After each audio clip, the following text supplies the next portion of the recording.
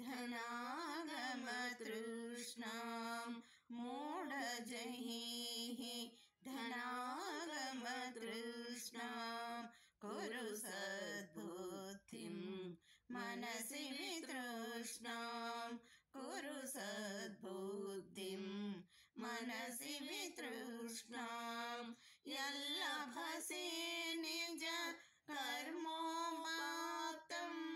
यल्लभसे निज कर्मोपातं वित्तं तेन विनोदय चित्तं भज गोविन्दं भज गोविन्दं गोविन्दं भज మూఢమతే. నా పేరు జ్యోతి. నేను భజగోవిందంలోని 2వ శ్లోకం యొక్క తాత్పర్యాన్ని వివరిస్తున్నాను.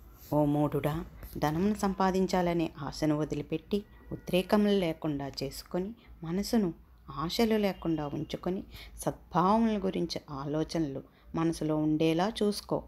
సత్కర్మలను నిర్వహించి వాటికి ప్రతిఫలంగా వచ్చిన ధనంతో మాత్రమే మనసును సంతోషపడేలా చెయ్యాలి. గోవిందుని సేవించు. మానవుడు తన నిజతత్వమైన సత్పదార్థం నుండి దూరంగా జరిగి భౌతిక ప్రపంచంలోని వస్తువులతో సంబంధం పెట్టుకుని తాత్కాలికంగా సుఖాలను అనుభవిస్తూ వాటి వల్ల చిక్కుకుంటూ ఉంటాడు. మానవుని ఊహలకు పరిమితి అనేదే లేదు. మానవుడు కళ్ళెములను కోరికల చేతికి అప్పచెప్పినట్లయితే అవి బుద్ధి చేతిలో నుండి జారిపోయి ఆగమన్నా ఆగవు.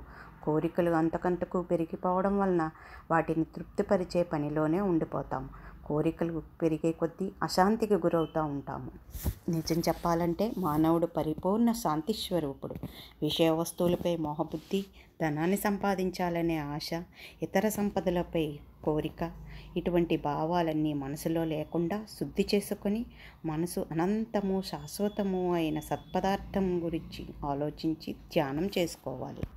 శంకర్ల వారు ఇక్కడ ప్రపంచంలో ఏ విధంగా జీవించాలో సూచించారు.